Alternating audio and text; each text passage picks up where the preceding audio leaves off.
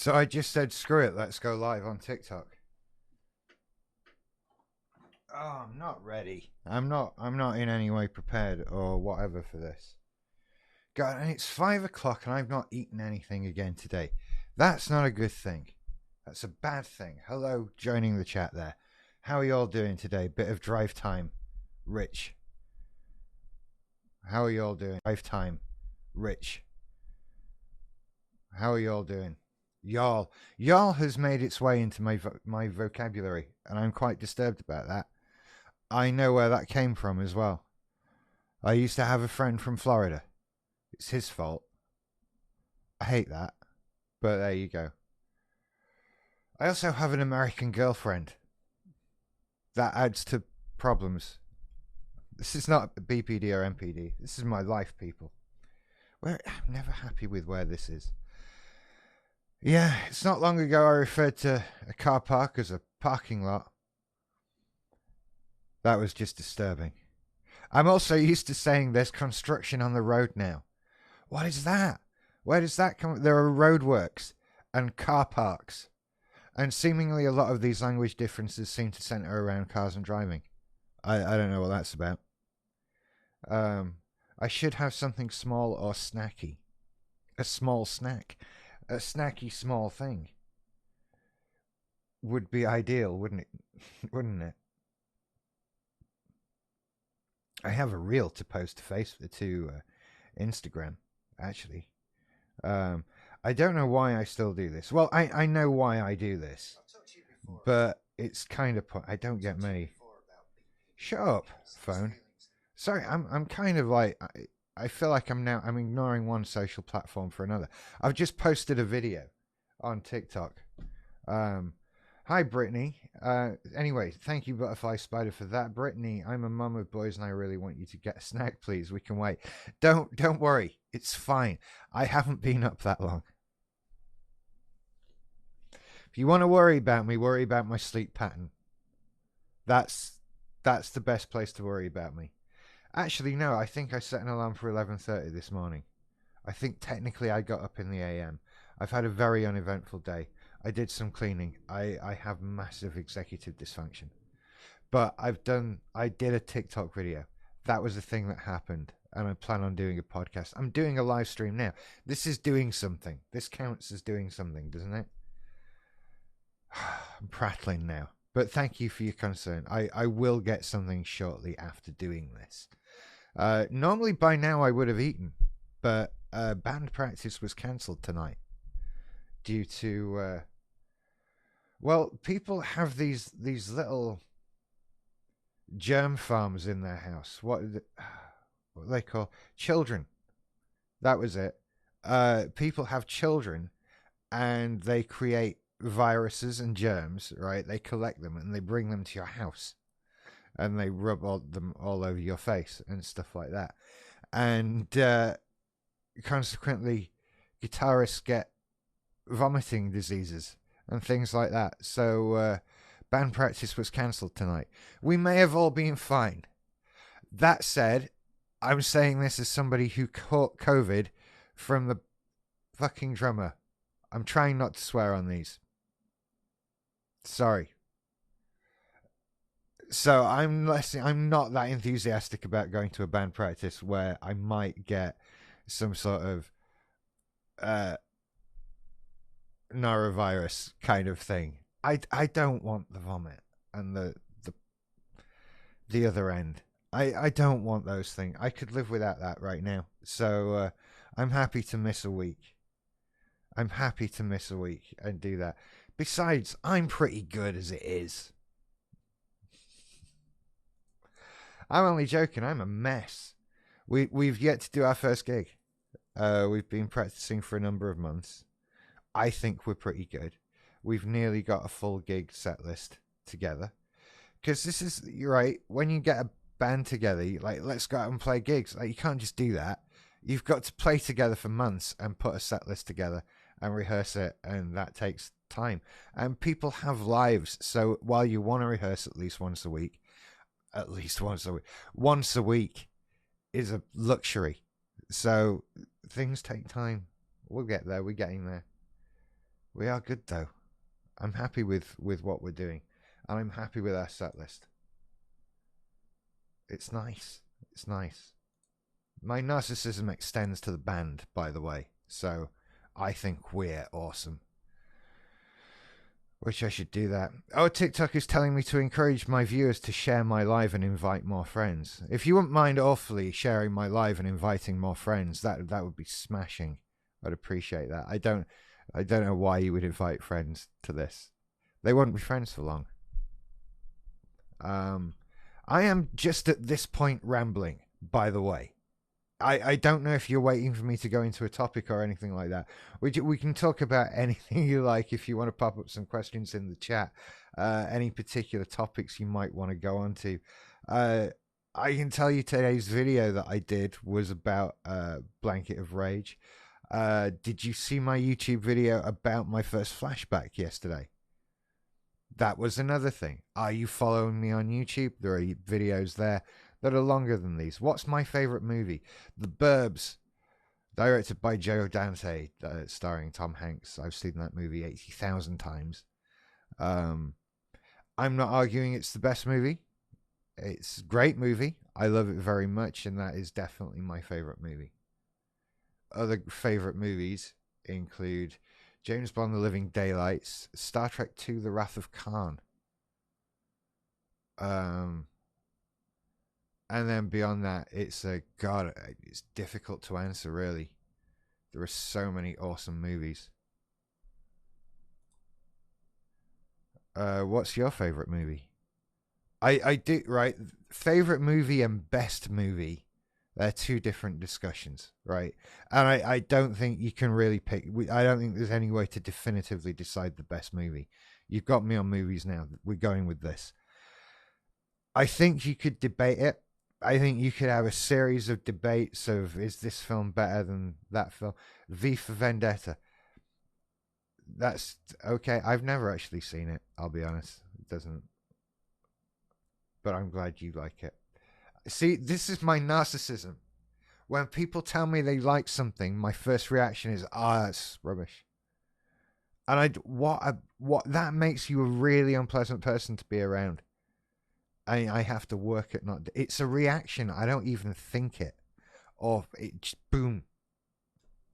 I've noticed that about myself. So I think you could argue lots of films are the best film, and I always imagine the question I always ask somebody, right, rather than asking them outright, what is the best film? Like if you were taking part in a debate over which is the best film, and everyone who took part in this debate is going to pick their own contender for best film, which movie are you taking with you to that debate with your best chance of winning? Right? Everyone's going to say Shawshank. In Time. Did I just see? I feel like I just saw that.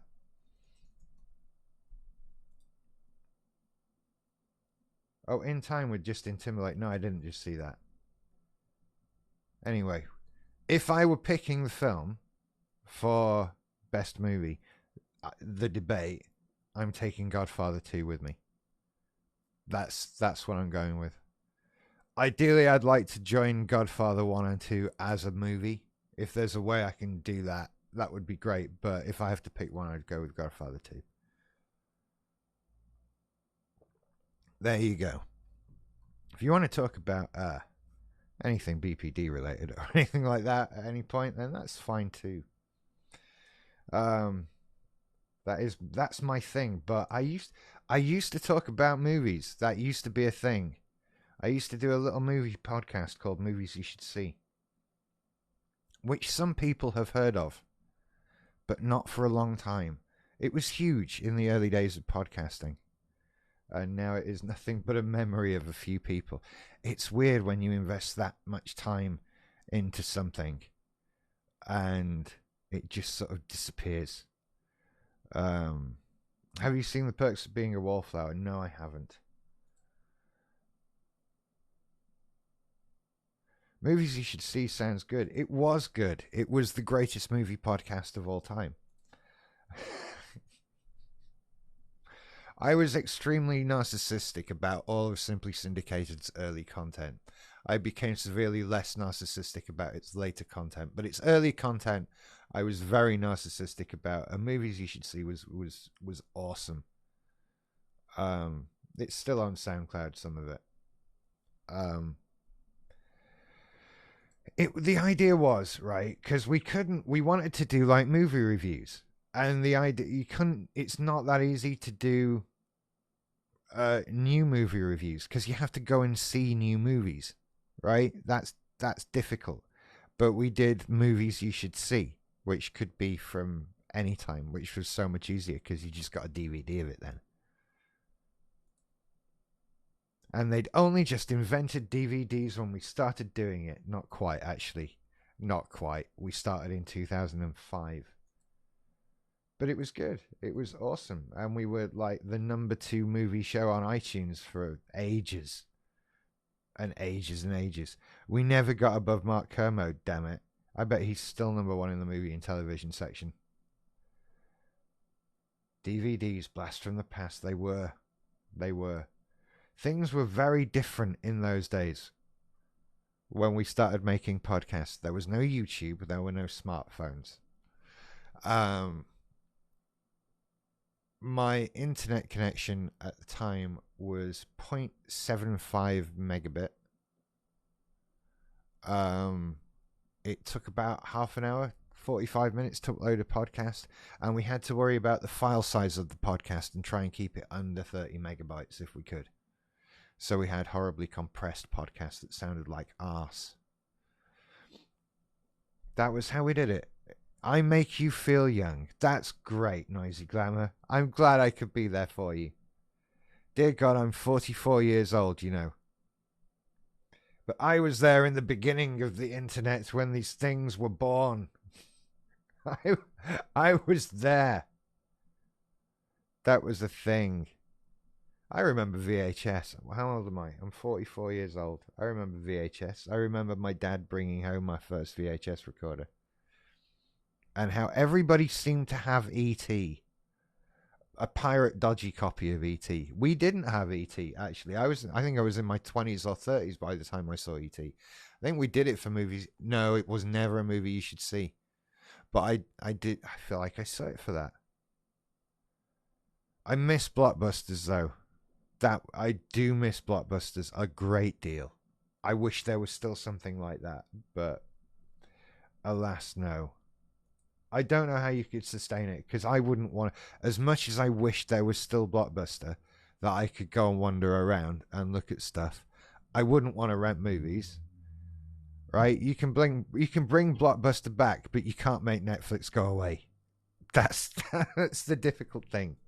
You can't even say bring Blockbuster back really quickly. But I miss that so much. You go and rent movies and maybe a video game, and maybe get some of their overpriced popcorn if you were if enough of a nag of your mother, or maybe you'd be told to shut up. And that's if you could convince your mum to go there because it was actually on the other side of Doncaster and you had to drive across town, which she really was in no mood to do. Understandably. But it was Blockbuster, Mum. And we'd go, and it was next to a KFC, and we'd try and get KFC, and we never got KFC. I eat so much KFC as an adult, as a rebellion. It's not because I love it, and it's addictive. Anyway. Kathleen. Am I saying that right? I was recently diagnosed with MPD and BPD. Felt really alone the whole time.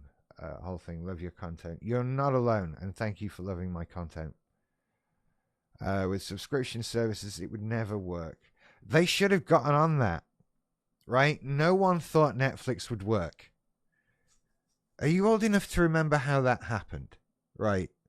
Is anyone old enough? Is it just me? Right. Okay. So there was Blockbuster, and you went to the store, and you rented the thing. And then someone invented Netflix. And Netflix wasn't a streaming service. Netflix was getting DVDs in the post. And the big selling point was that you could keep them for as long as you wanted to keep them, but you could only have 3 at a time. And so when you sent them back, they would send you more, and you had a queue of things in the order that you ideally wanted to receive them. That was the plan. And so suddenly you didn't have to go back to the store to return your DVDs. You didn't have to go to the store in the first place. And it was incredible.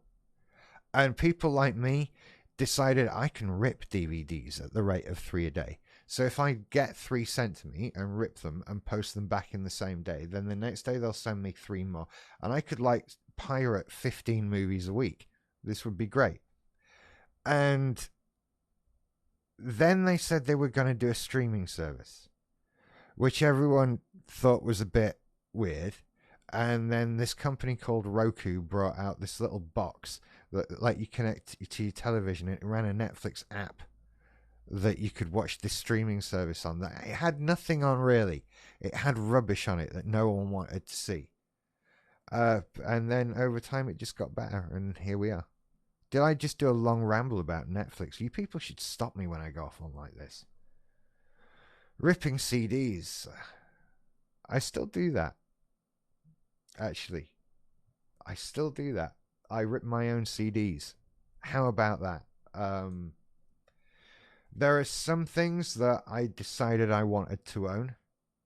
Right, I have Spotify like everybody else. I pay for a monthly Spotify subscription because that's just so much easier than anything else in the universe. But I have a CD collection of albums that are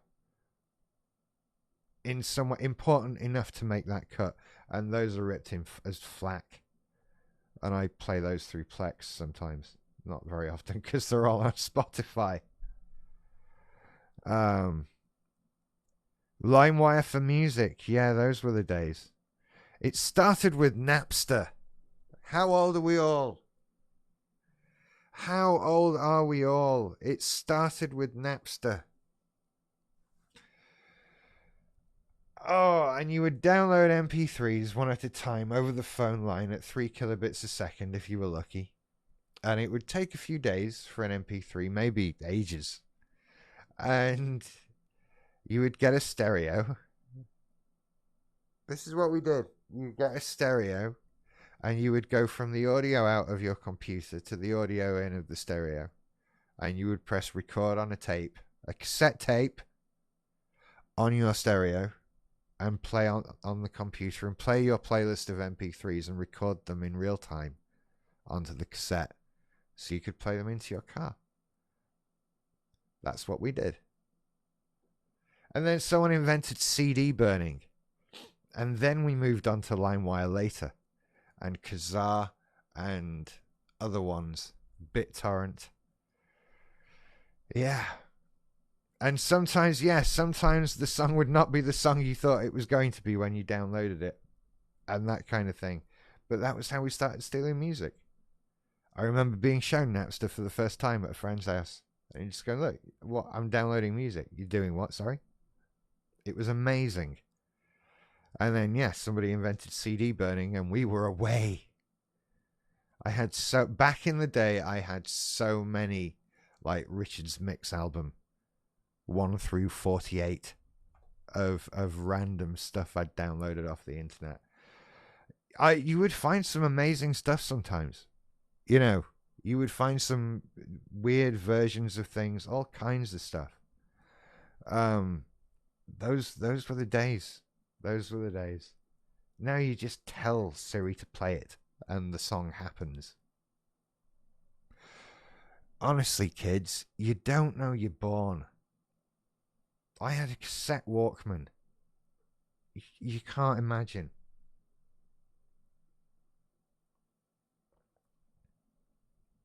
Oh, dear.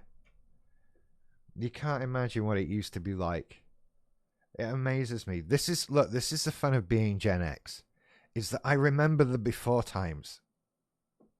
I remember the before times when it was different and somehow better. This is not BPD MPD. Do you want to talk some BPD MPD, or do you want me to talk about the 80s? I honestly don't care. I like being Gen X for a number of reasons. Number one, I naturally do have the Gen X attitude that comes with it, which usually involves pulling my hoodie hood up and giving something the middle finger. And number two, I am desperate to not be a millennial. That has to be a thing. Um, and yeah, I remember too much of the before times. You know, that's that's how that goes. I miss the before times when everything was corduroy and brown and wood panelled. That was a thing. We wood panelled everything. We put brown. Everything was beige or brown. Various things along the brown to beige spectrum. Um, yeah. No, I'm not an older millennial. I was born in 79. I make the cutoff. I get to say Gen X. Right. I remember when you found a house and not a person. I remember albums and landlines. I remember 4 channels on British television. 4. There were 4. 4 channels of television we had. Honestly. Like, you don't know what rubbish I had to watch on TV that I am just not exposed to anymore. Right? I don't remember the last time I had to watch football because I hate football, right? I really hate football. I don't have any interest in football. I never have. But when there were only 4 TV channels, inevitably football was like the scourge of my childhood. Like there's nothing on, there's just football. Saturdays there may as well have been no TV because it just showed sports on 4 channels. And dial-up was a luxury. Dial-up was the future. When you were paying a penny a minute to be on the internet. Does anyone remember paying for a penny a minute to be on the internet? To take up your phone line and that sort of thing. Hey cat, how you doing? I was just trying to reply to you. This is why I'm easily distracted. I'm going to reply now.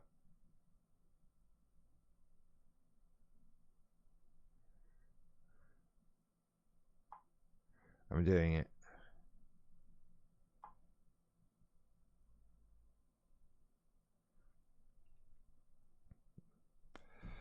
Distracting myself. So we're not talking BPD or MPD. We're just remembering old things today. I didn't know I was living either, by the way. This just sort of happened, as these things often do. It's really easy to go live on TikTok and to whoa.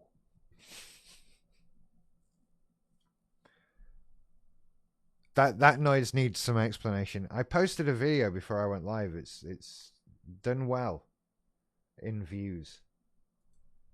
Especially to say we've only been going for 23 minutes because I like post. It's still up on my phone to post to Instagram. That's the video. I'm wearing this hoodie because I just did it. So that's doing good. I'm enjoying TikTok as a elder of the internet. As an elder of the internet, I'm not supposed to understand TikTok, but I do, and I quite enjoy it. I never got on board with Snapchat. That one never made sense. That one made me feel old. Discord did a little bit at first, but then you go, it's just forums. Then that's fine. But TikTok, I think it's intimidating to the elderly. But you've got to just get on board, and I don't mind doing that at all. I'm enjoying it. And these live shows are so easy to just start doing. And since they put it on my computer as well, I'm not even using my phone to do it. That just made it easier and easier. But yeah, that's doing all right. Today's video. Yeah, Amy, I'm back. Says V the Delusion. I am back. I have to be. Sorry, I've been ignoring this.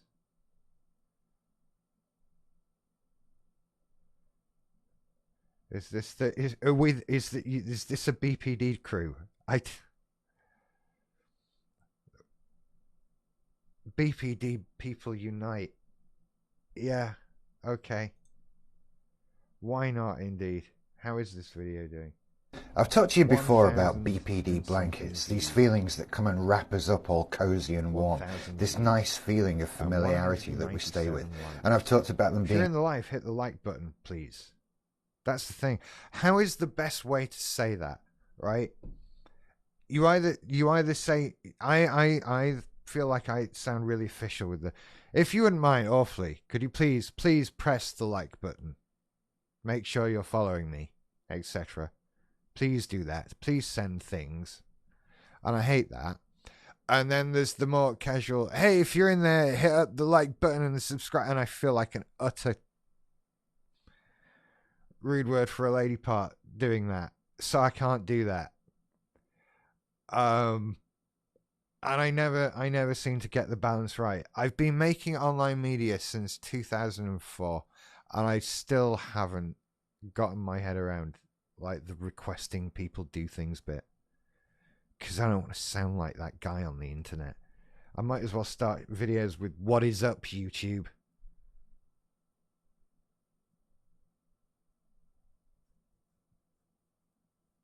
Where is it? Where is what? Your back? My back. I'm looking in the chat here. What are my thoughts on Sir Rockwell for BPD? No medical advice. I have no medical advice. I have no thoughts on medicine. Don't ask me. I'm not a doctor. I'm not a medical professional. I have no knowledge of medicines. I will not give advice on medicine whatsoever, other than to say, if somebody who knows what they're talking about, specifically a medical professional, has recommended some medication to you, then I would suggest that you probably follow their instructions and take it. That's that, really. I'm on the side of trained doctors and people. Do what they say. I don't know. I'm not one of them. So that's it. And I've never I might have had Sir Rockwell, though. I'm not sure. Not for BPD. I've never had anything for BPD. Hang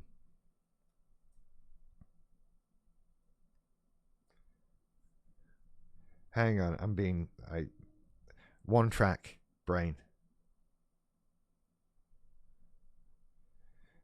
So I'm being told that it's hard to like the live. I don't know how you like a live, or if you can. I think it just said tell people to do that, so I said it. It's fine. Don't worry about it. Don't worry about it. It's all fine. It's all good. Do what you can. What do people do? What is the thing to say to people to do? I'd rather have DBT therapy, but it's impossible to get in the UK. There, it's not impossible. I was offered DBT. It might be very difficult, but it's not impossible. It wasn't for me. But yeah, I'd rather have that than medicate. I don't know. I've never been on anything for BPD. Thank you for sending roses, Read the Delusion. You just got to get sectioned first. You don't have to get sectioned to get DBT. You don't. I know you're not serious. I know you're not.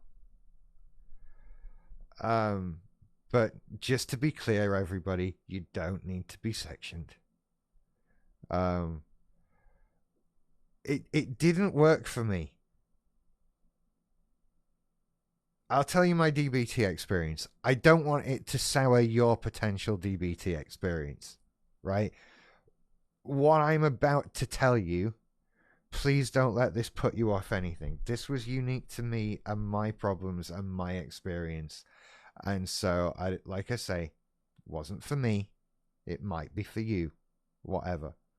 So, amongst my many problems, Uh, I have a problem opening mail. I fear the mail. Only bad, sad, evil things come through the mail, right?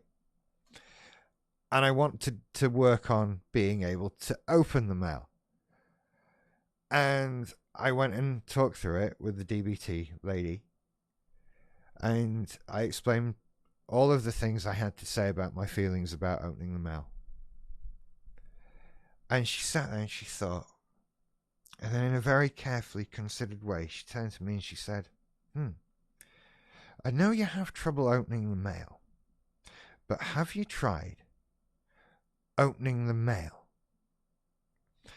And that was the closest I've ever come to spontaneously just slapping someone in the face, which is a very wrong thing to do. And I didn't, I'm very glad I didn't. That was how that made me feel immediately. And so it became obvious that that is not a feeling that should be brought up during therapy. And that maybe that method of dealing with things was not appropriate for me. And so it was a case of trying something else. Now, there are many reasons why that was not appropriate for me. And that problem that, she was trying to address by just telling me to get over it and open the mail, has been addressed and talked about. And, I had to look at the emotional reasoning behind all of that and where it comes from and all that sort of thing. You don't just get over it and start opening the mail. And so it's for different, DBT works for different problems than the ones I had. I was much better off with talking therapy. Do I think my MPD impeded my ability to get on with DBT? Entirely possible, but that is just another reason why that was the inappropriate course of action for me.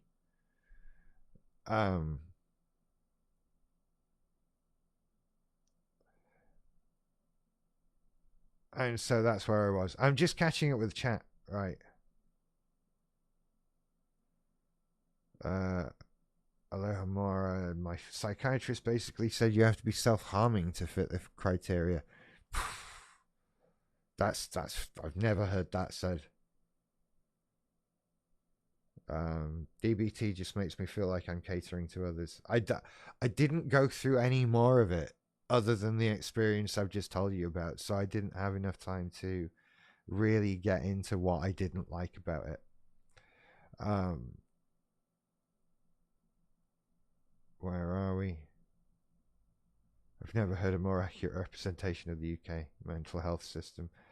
Yeah, finding it hard as I'm not allowed to say anything as a negative, but instead everything is valid. Okay, right, okay.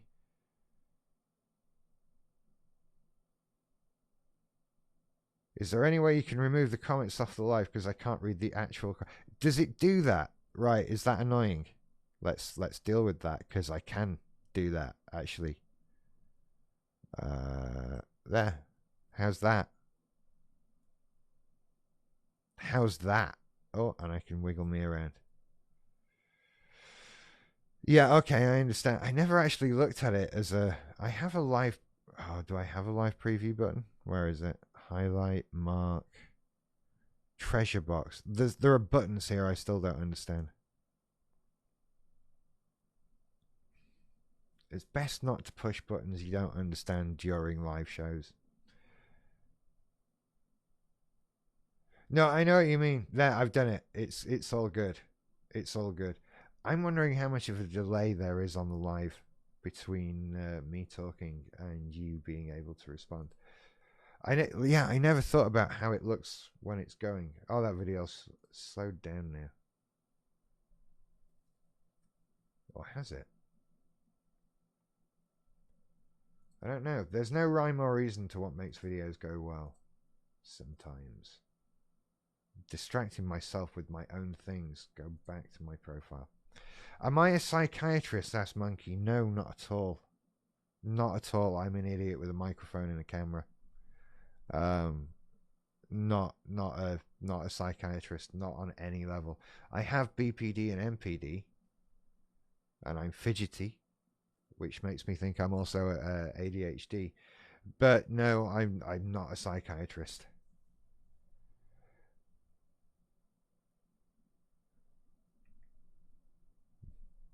Not yet, anyway. Actually, no, I'm taking no steps to become a psychiatrist. Don't worry, that is not going to become a thing at all. Hi, more people joining. Honestly, is that better without the comments there with their pain? It's an accessibility issue.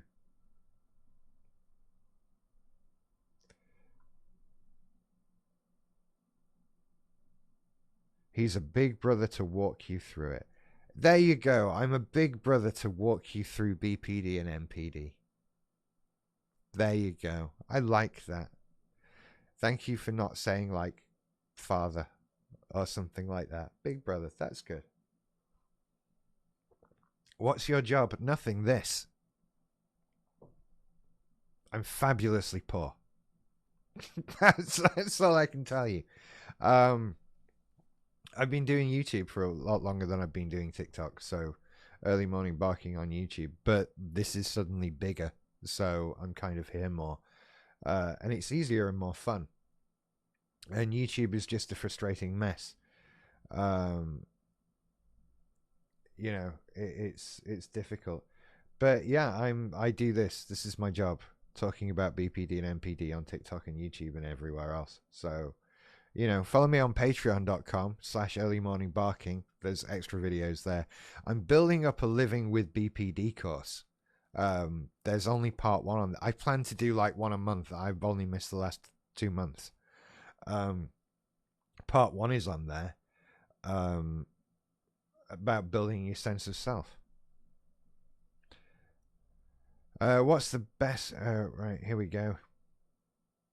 How was my takeaway? It was actually really good, thank you. I did get a Meat Feast pizza. It was good. Any tips on how to control splitting when it happens? I always go with the do it tomorrow plan. There's a video on both things, TikTok and YouTube. Do it tomorrow. My best advice.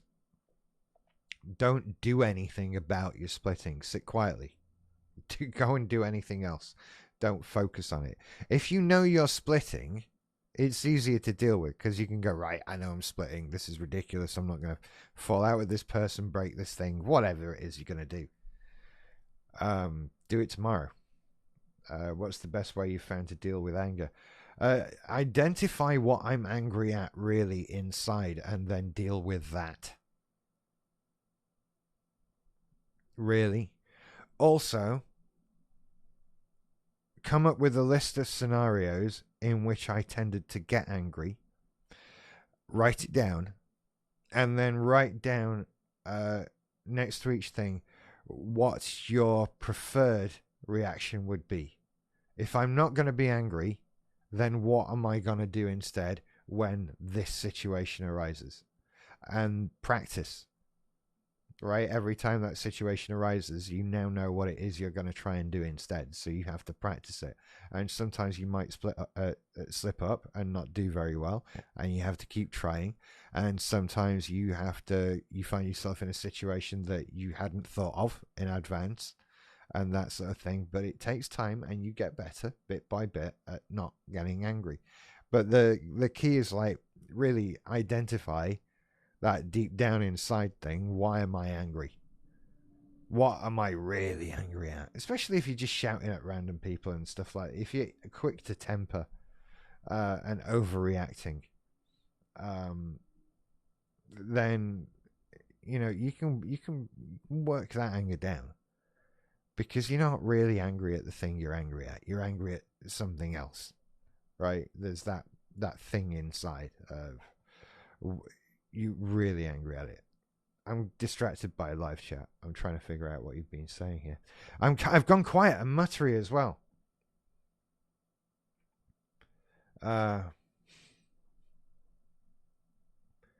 Did we have any more questions? Oh, are you saying? Oh, right, okay. My temper is awful. I'm not a people person. Avoid them at all costs. Just keep getting dogs. Dogs are awesome, though. I miss mine immensely right now. I haven't seen him for 4 days, and it's driving me a bit nuts. Because I don't usually see him on Tuesdays, because I usually go to band. Plus, you know, whatever.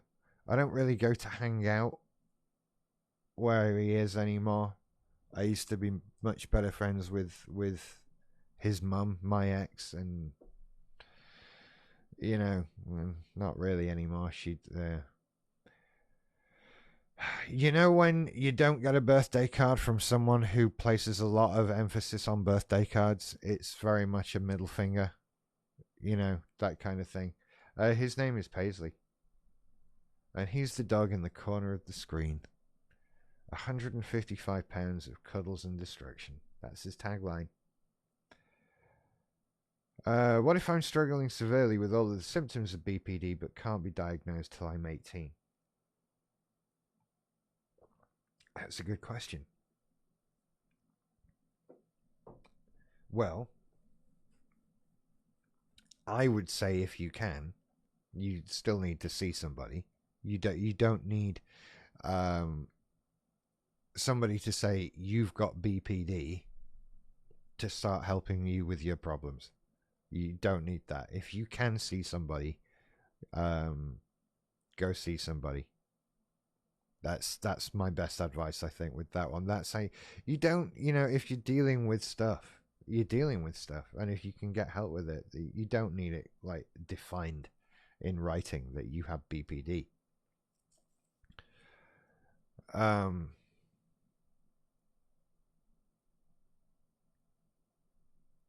The Forgotten Rizzler. My partner has got BPD, and I was 100% knowledgeable about it until I came across your vids. Thanks. That I don't think that says what you meant it to say. That's like your videos have made me dumber. I knew 100% about it until I saw your things. I know you didn't mean to say that.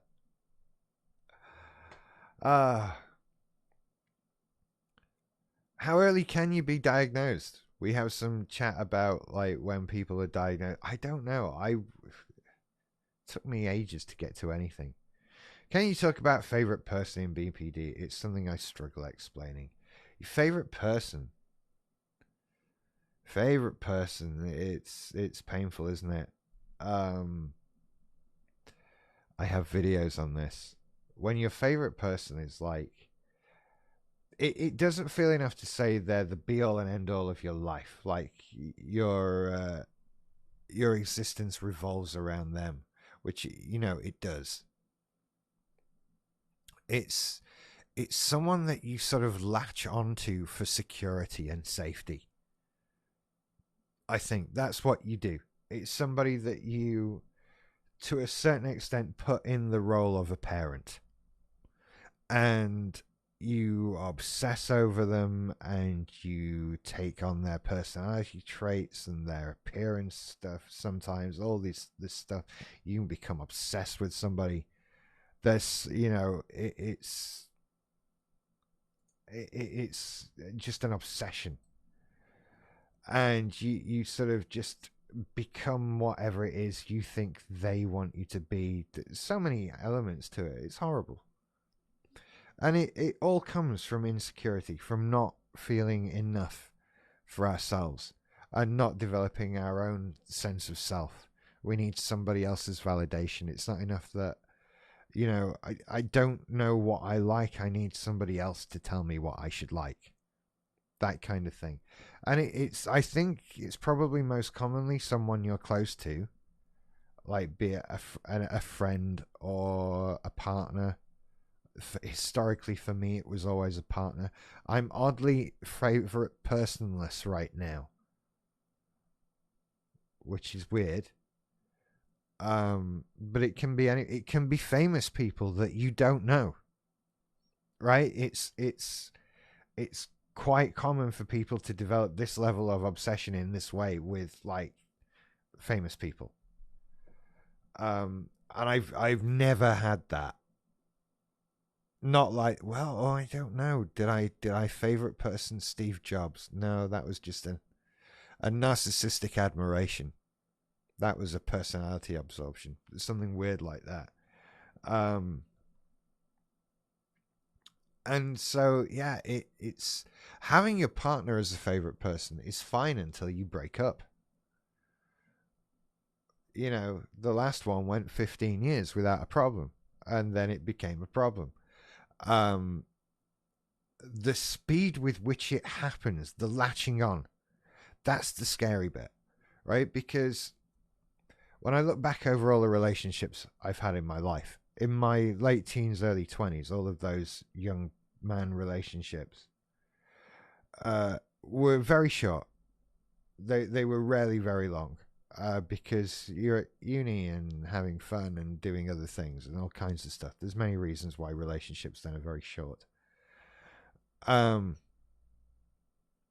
so I kind of just lost my train of thought. God, I hate it when that happens on a live thing. What was I talking about? Yeah, and so the favorite person thing, the latching onto someone became immediate, right? They were whoever I was seeing, whoever I was dating, whoever I was trying to date or see, was my favorite person.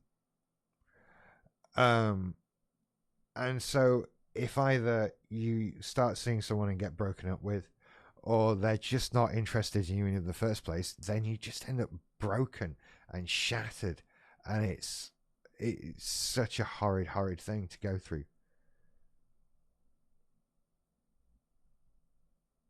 I don't think it's worth avoiding people for. There are ways of dealing with it. I mean, like I say, I am favorite personless right now, and it's taken a long time to get to this.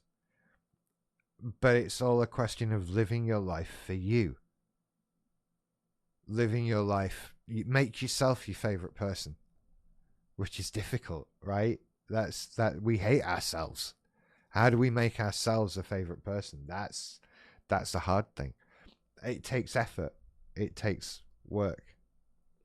And you have to build that sense of self. Go and look at my course.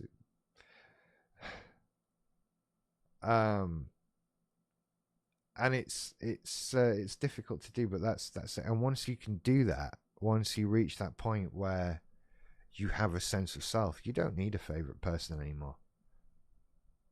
You just don't need that. You can live for yourself. You can be the person you want to be. And that's not to say you don't want friends anymore. You can be social. You don't latch on to people because you don't need to latch on to people. So many of these things happen subconsciously, and you can just stop them from happening ever in the first place. It's eventually it becomes no effort in the world to make them stop. They just don't happen in the first place, which is handy, right? Sorry, I'm watching video stats.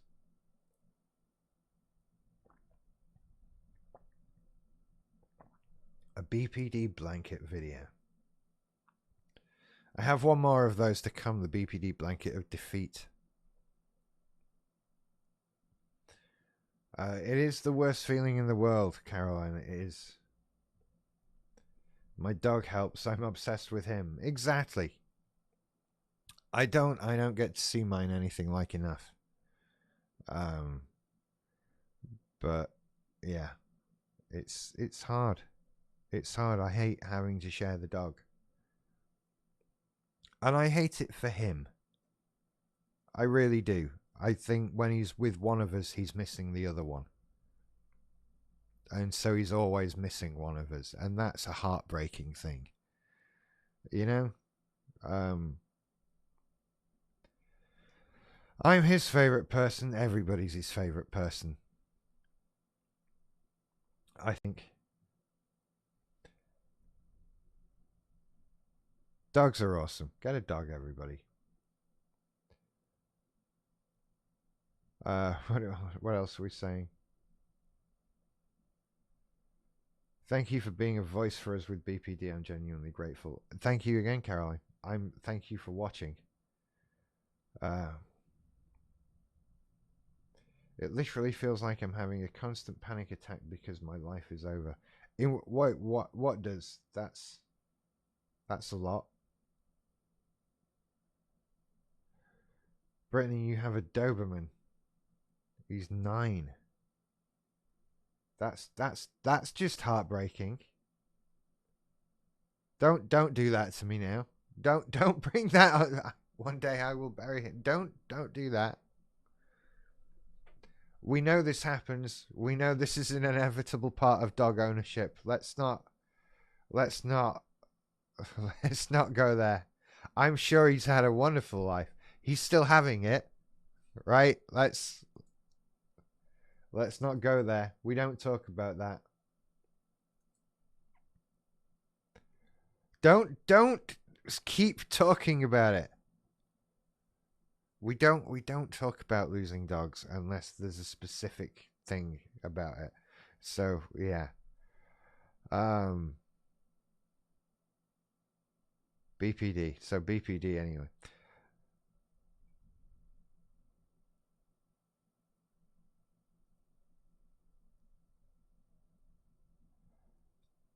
Tell him he's a good boy. They're all good boys. They're all good boys. Hello, people joining. There's constantly people joining. It's one of those things. Low retention rates, though. This is the most social I've ever been. I enjoy this socialness. It's good. I feel like I'm having conversations. How do you get over your FP when your FP was your best friend and they live next door to you? I just don't. Oh, God. It's all so complicated. And it's impossible for me to.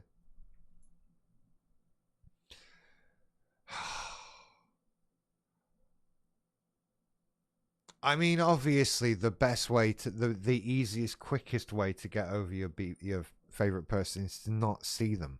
That is not always possible. You know, especially what if your favorite person is your partner in some way. Um, and so I don't know. Living next door to them, that is a very tricky thing. I don't know. I don't know what to suggest. Can you move? Can you just see them less? I it it just adds to the temptation to contact them if they're right there, doesn't it? It's difficult. Question: can you have BPD and autism at the same time, or get diagnosed with one and have the other? I don't know. Probably not a doctor. Any of us have dark humor? Mine is absolutely morbid.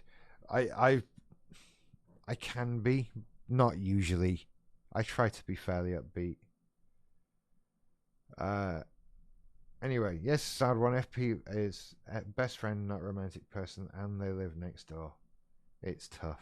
That is tough. I mean, I would recommend what I would always recommend with this, right? Find a hobby, something to do that doesn't involve them at all. Some kind of, right. My thing was the band, right? My favorite person couldn't be involved in the band. That's just a totally different thing. And I kind of feel like I need another thing or two in my life, right? That there's still like this week there's no band. You know, I could do with something else that I do, which I guess I'm doing this, right? But you, finding a hobby gets you out of the house, doesn't have anything to do with your favorite person. Join a sports team of some kind. That's generally encouraged. Do sports. Sorry. Do sports. That's a thing people say. I'm not. I'm not doing any sports. Who am I to tell you to do sports? People who know what they're talking about recommend exercise. And I know that, join a team of some kind without your favorite person. I am proud. Thank you. My content is amazing. I'm such a narcissistic little. Try not to swear. Am I very impulsive? Sometimes, yes. It depends. Right? I have the BPD shopping thing uh massively. I have that a lot. I'm usually right if in the event that I have any available money, I will try to buy something. And I spend hours just looking at the same things again and again on Amazon. Um I'm building wish lists and that sort of thing. I want the dopamine hit of buying things, and there's so many other psychological things that I get surrounding buying things. Um,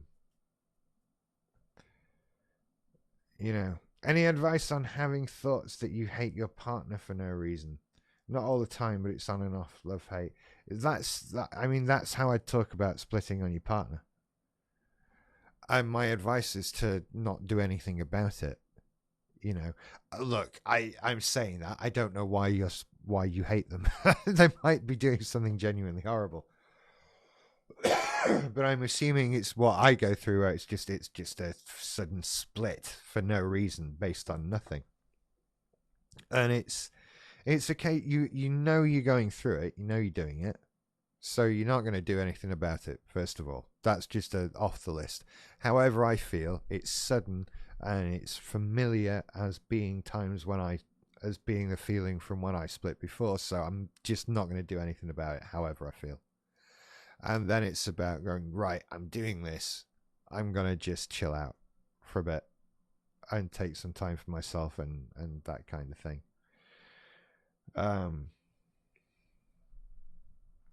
Oh, we're moving in the chat room here. So that's it. Can I ask how old were you when you realised you had BPD? 40. Quite recently. I have a funny video I made about the buying of the things. Yeah, the buying of the things. So many buying of the things. So many buyings of the things. I should check out your channel, Brittany. I'm useless at checking out other people's channels, by the way. I'm sorry about that. I feel right. Hannah says, I also feel the same about my partner because he's never learned anything about my mental health in 3 years. You don't feel supported enough. Yeah, it's hard when people don't want to learn.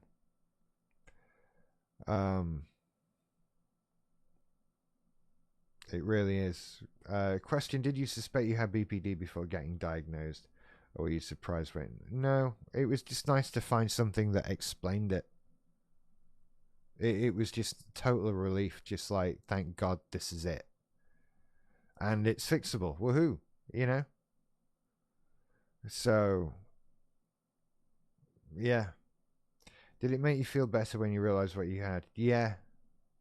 Entirely. Entirely. Because then you start fixing it. Right? Then you know what to do to fix it. Then you know what other people have done, what can be done. Question, do you take medication? No, I don't. I've never taken anything for BPD. That is not a stance against medication. I've just never been offered any or felt I needed any. I understand some people do take medication and that helps them. So, again, check with your healthcare provider.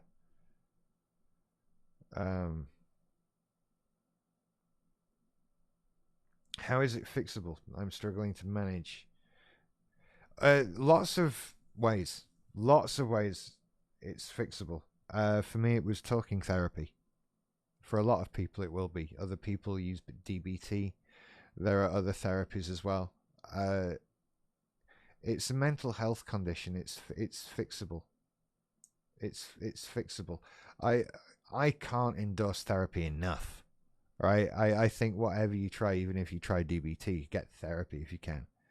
I understand it's sadly not as easy as just deciding to get therapy and getting therapy, and I hate that for the world. So it's, you know, what type of talking therapy did I use? It was group therapy. I think, oh, it has like official names, doesn't it? And I don't remember what they are. It's one of those, I read it and the long word immediately went out of my brain. But it was group therapy. So you sort of sat in a room with a number of individuals who have similar problems to you. That's how it goes. And no one says this is a room for people with BPD or whatever. I remember we all had very different problems, but within the range of problems, there would be some overlap between us. And it was very rare that someone couldn't bring up a problem and not have someone in the room say, "Yeah, I feel like that too," and that kind of thing. The most that happened was to me with my narcissism. I think I was definitely always the only person in the room like that, except for one person that didn't stay for long enough. Are there any books you'd recommend to help with it? Yes, there are, but I can't remember the name of it. And of course, it's not in here because I don't keep it to hand unless. No, I do have my Captain's Logs: The Complete Voyages of Star Trek, but that's it. There is a book, and it's written by a woman who you can find on YouTube under the name Recovery Mum. I can't remember her real name. She's obviously, that's not her name. And she's not made a video for like 2 years. I do hope she's okay. But when I, first started learning about this, her videos did for me what you guys say my videos do for you, right? She was like a step back in the chain. And she did a book about BPD, which is fantastic. And I can't recommend it enough. And I can't remember the name of it. And I think it's in the spare room behind me. I'm not going to go digging through it while I'm on a live stream. We can talk about some of the Star Trek episodes if you like. This book is just a list of all the episodes. This is a book, by the way, people, talking about remembering things. It's made of paper, which is very odd. It's not that great a book. I've just had it for years and years and years, and it would seem mean to throw it out. And it is so old that while it claims to be a complete list of all the episodes of Star Trek, it covers merely one season of Deep Space Nine. That's it. And it talks, so the complete Trek voyages. No, not at all. There's 3 captains on the front there. And they're weird photos.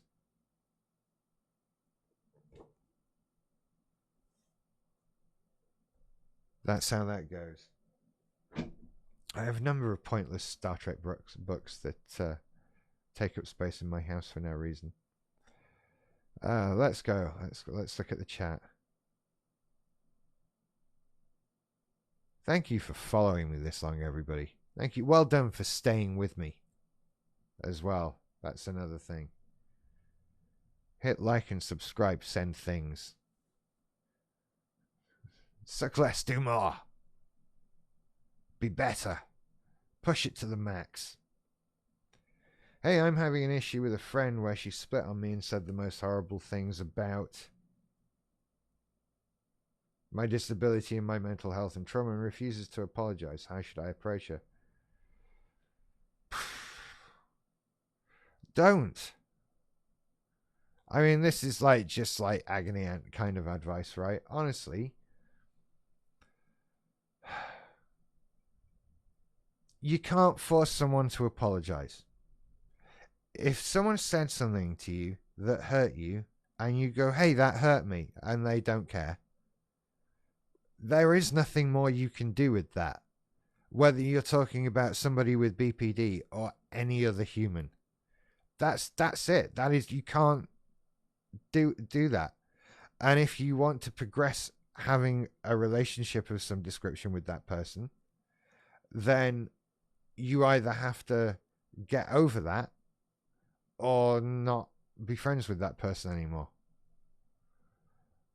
You eventually, look, if somebody said something horrible to you as part of a BPD rage, then they may eventually just come back around and realize what horrible things they've said and come and trying to apologize to you.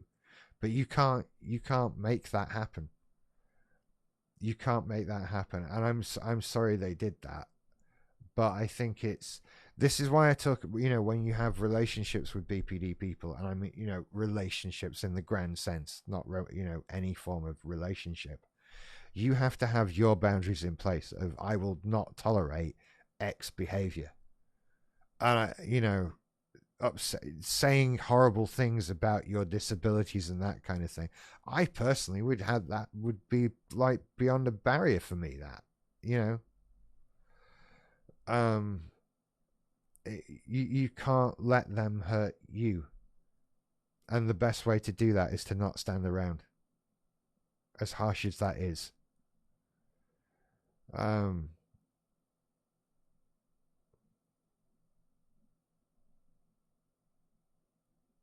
Yeah, don't let somebody hurt you, and don't, you have to assess, is it worth your time and pain to get that apology, or to continue a friendship with somebody?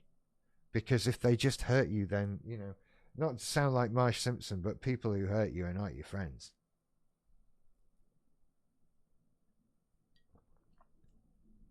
You advice on confronting a BPD split. Don't. You can't. You can't do anything about it. When I think of the people that I've split on over the years, there's nothing that could have put me back on the right path with them. Nothing. No amount of apologizing, no amount of whatever could have sorted it. Once I've split on someone, that's it, and only I'm bringing that back. And there are some people I've never unsplit on. It's just the way of things. There are people that are just dead to me forever now, and I'm still fine with it. So I'm still split on them, if that's what it is. You don't have to be friends with these people.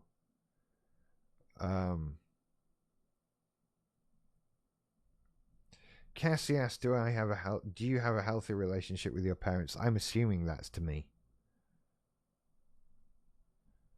I guess. Not always. And with time limits, right? It can be difficult. We've had harsh times. We've had times where I've not spoken to my dad for months.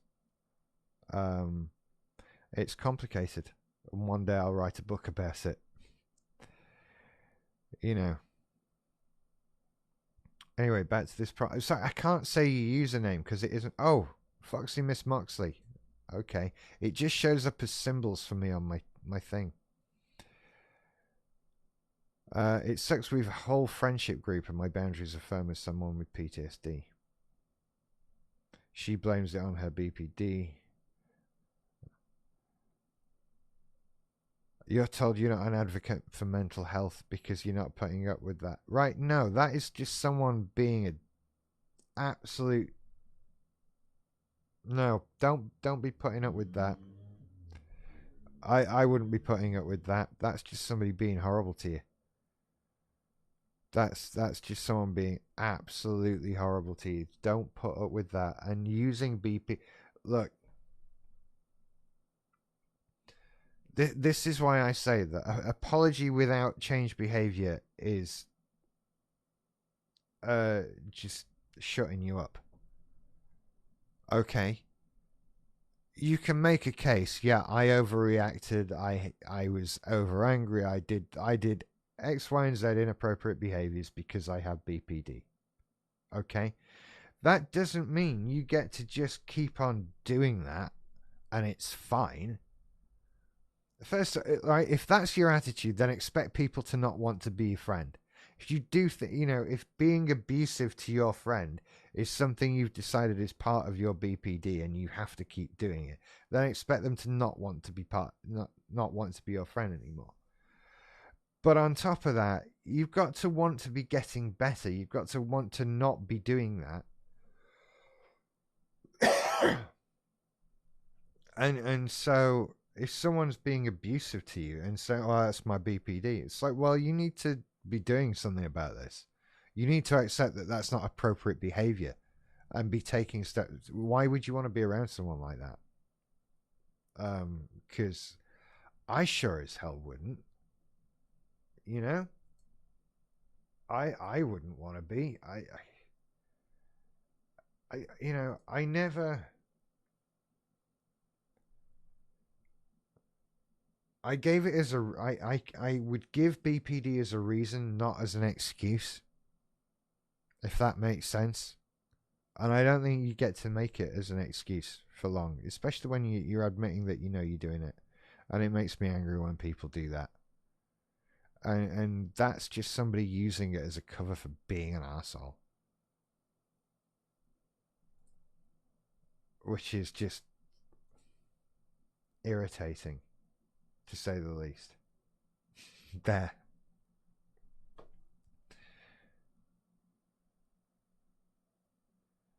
Noisy Glamour says, can I just say everyone in here is being very nice to me and I'm not used to it, so thank you. Everyone is being very nice in this chat.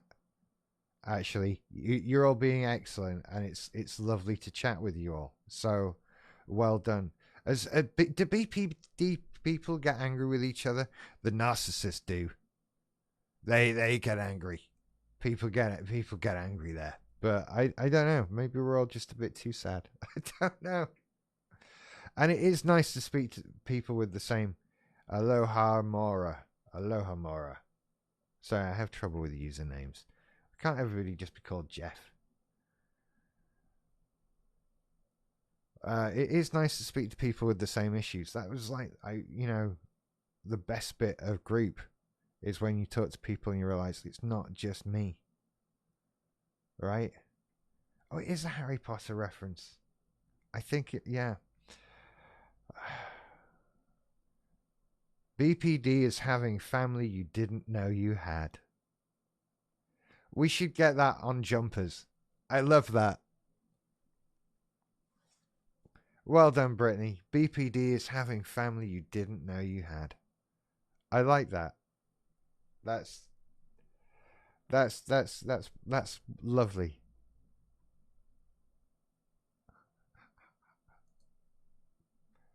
I feel like we're all in this together. And it's good because we kind of are, aren't we? We kind of are. What time are we on? Right. I'm going to go for now. I'm going to take a break. I might come back later. We'll see what happens. I might make some other videos. I'm going to do a podcast, an audio podcast coming up. So look out for that. That will be on YouTube and it will be on Spotify and iTunes and everywhere else.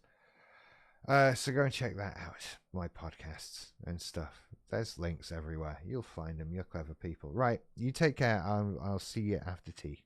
See you later. Bye.